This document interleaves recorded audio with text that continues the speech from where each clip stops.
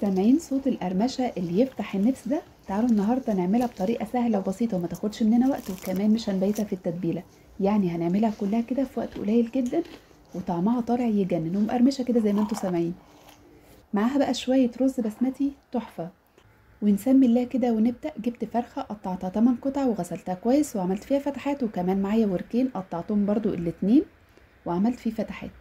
الخطوة الوحيدة اللي ما قدرتش استغنى عنها طالما في فراخ، لازم يكون في محلول ناعم ايا كانت طريقة الفراخ، مشوية مسلوقة محمرة اي طريقة، لازم محلول النقع ده اساسي معايا.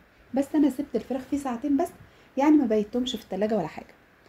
نيجي بقى طالما مش هنتبل الفراخ ونسيبها مدة كبيرة في التلاجة، هنختصر الخطوة دي في مية مغلية على النار، وهنزل بكل البهارات اللي هقولكوا عليها دلوقتي: ملح، فلفل اسود، توم باودر، بصل باودر، شوية بابريكا، كاري، بهارات فراخ، وورق لورا وحبهان. ننزل فيهم بالمية بالشكل ده ونسيبهم ياخدوا غلوة. وبعد كده هنزل بقطع الفراخ اللي عندي كلها بالشكل ده كده. هنسيبها بقى تستوي 3/4 سوا، ونعمل الرز على طول.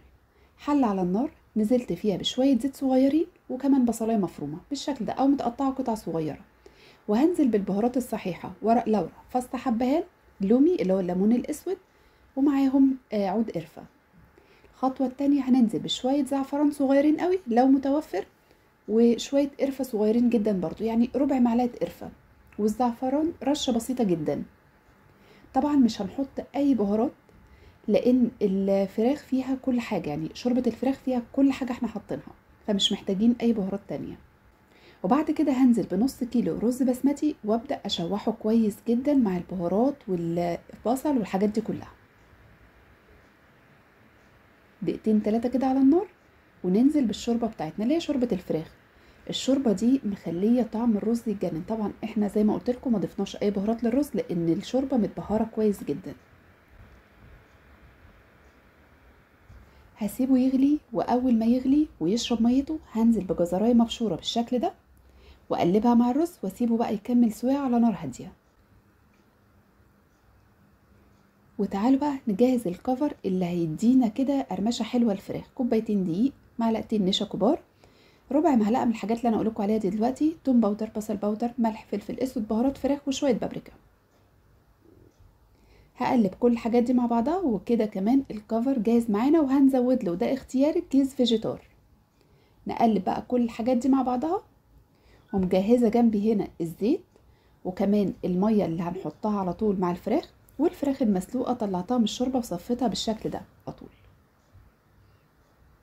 هجيب بقى قطع الفراخ بالشكل ده، وابدا ان انا اغلفهم كويس جدا بالدقيق من تحت لفوق بالشكل ده، واخد قطعه قطعه كده في الميه وارجعها تاني في الدقيق. كل ما هعمل الحركه دي كل ما تديني قرمشه عاليه بالشكل ده كده. طبعا القرمشه دي زي ما انتوا حابين، يعني انا هنا ولادي بيحبوها مقرمشه قوي، فهديلها كمان طبقه ميه وبعدين كفر تاني. ممكن تعملوا الحركه دي مره واحده بس، لكن احنا بنحبها مقرمشه قوي فعملتها كم مره كده، مرتين او 3. ننفضها كويس من الدقيق، وبعد كده على الزيت سخن على طول يا دوبك تتحمر، تاخد لون ذهبي حلو ونطلعها على طول. مش قادره اقول لكم بقى القرمشه ازاي. في الوقت ده كان الرز كمان بيكمل سواه، والكولسلو كنت طبعا عاملاها من الصبح فكانت جاهزه معانا برضو. شايفين بقى ما خدتش 5 دقايق على النار وطلع طعمها يجنن. كملت بقى بقيه الكميه، وعايزه اقول لكم ان الشوربه شلتها في 4 اكياس. الشوربه اللي اتبقت ما رميتهاش، ودي هعمل منها كل شويه رز بسمتي. وادي الرز البسمتي بتاعنا مفلفل وريحته تجنن. نغرفه بقى على طول. جبت الصينيه وهبدا اغرف فيها الرز، ودي كانت فكره اياد ان انا اجيب الرز كله على جنب ونعمل الحركه الشهيره بتاعته دي، ونحط على طول الفراخ في النص. وبس على كده طلعت تجنن، سواها مظبوط، حلوه قوي. زي ما قلت لكم مش محتاجين ان احنا نسيبها تبات في التتبيله ولا اي حاجه خالص. وبس كده اسهل واسرع فراخ مقرمشه.